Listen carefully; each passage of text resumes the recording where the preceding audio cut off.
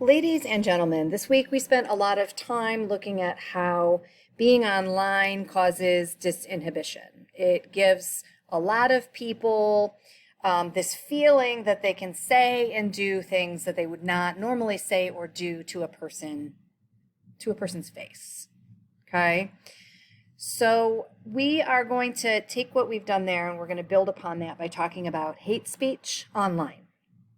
So today's lesson is called Countering Hate Speech Online. And our essential question for today is, how can we counter online hate speech and xenophobia? Of course, this assumes that you know what these things mean, right?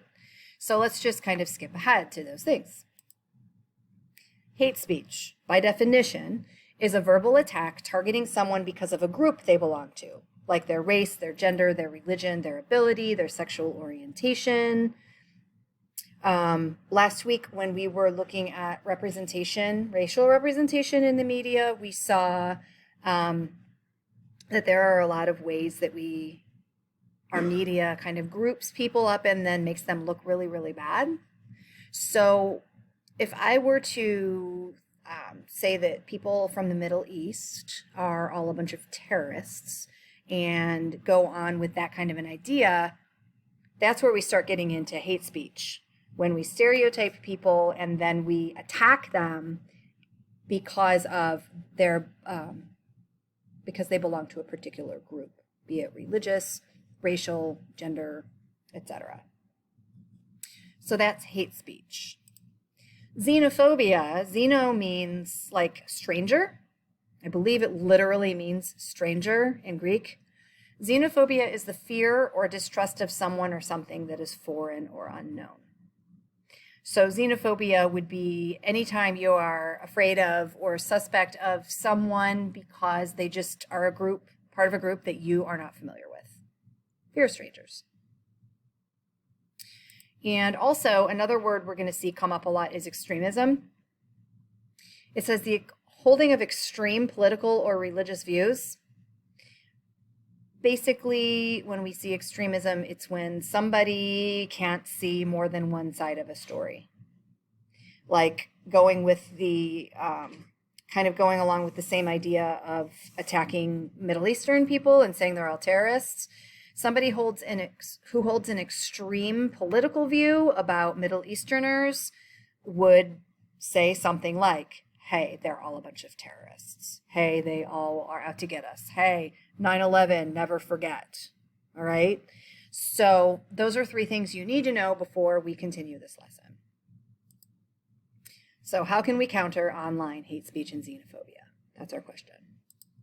So for a quick write, you're going to stop this video lesson. I want you to just stop the video lesson, and I want you to go into this assignment on the slide deck, and I want you to answer this question.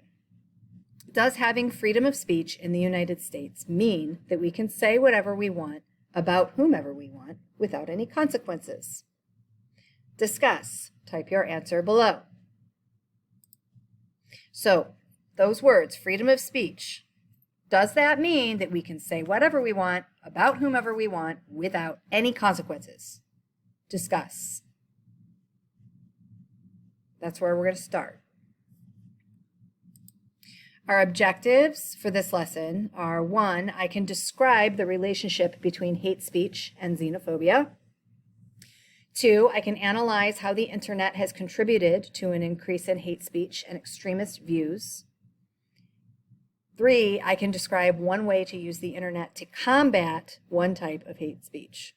So another way to say this is I know how to use the internet to try to counteract hate speech. When I see it come up, here's the kind of reaction I can have to help solve this problem.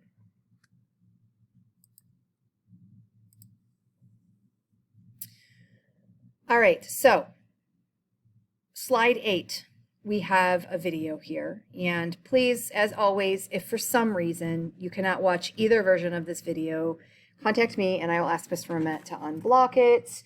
But sometimes things get past me for this class. So you're going to watch this video here. And as you watch, I want you to answer the following in complete sentences. The first is, what examples of hate speech do students describe in this video? And 2, why do they say people post hate speech? Do you agree? And if you agree, tell me why. And if you disagree, tell me why you don't agree. Okay, so you'll go ahead, and this video is like 6 minutes long. I see hate speech. 6 minutes long. Okay, so give me specific examples that they refer to, and then tell me whether or not you agree with what they say about why people post hate speech.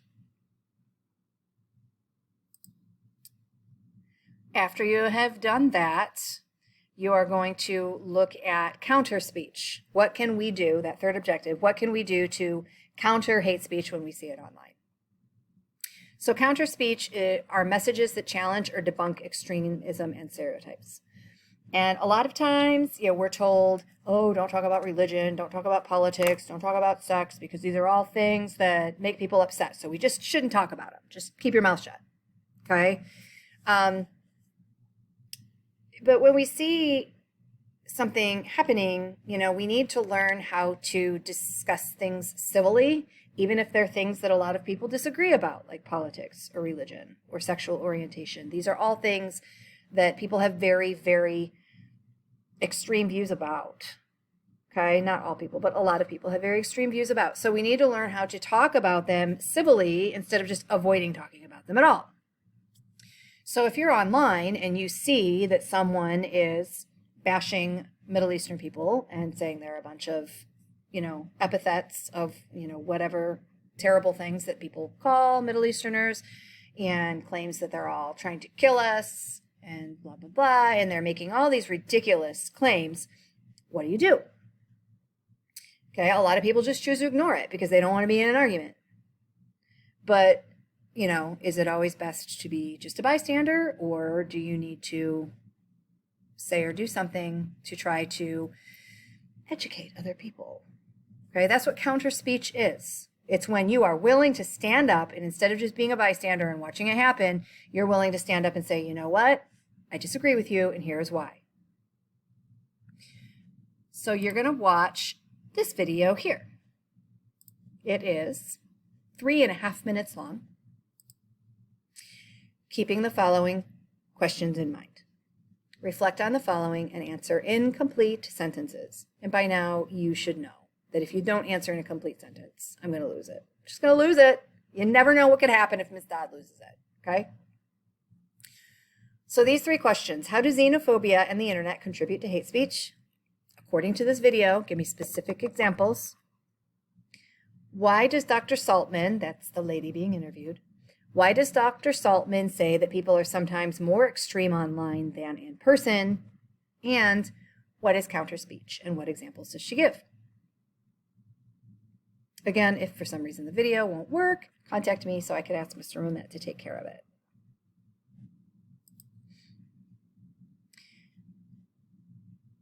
There are some examples of counter speech here, things that people can do creatively to try to combat hate speech. And then you're going to finish up with the exit ticket. So here's your exit ticket. The prompt is this. Imagine that you encounter a clear example of hate speech on social media. In a paragraph, yes, a paragraph that is several sentences with, like a topic sentence, and then examples, and then explanations of those examples, and then concluding sentence. In a paragraph, discuss what you would do and why. So, if at the end of the day, you're going to be one of those people who's like, listen, I admit it, I will do nothing. I will do absolutely nothing. I will let these people spew their nonsense all over the internet and spread hate. Okay? If that's truly your attitude, you need to explain in a paragraph why that is what you would do and why you think that would be beneficial to everybody, including yourself. Okay? So that is what you're going to do. And when you are finished, go up to the top corner and hit turn in, and you're done. Have a great rest of your day.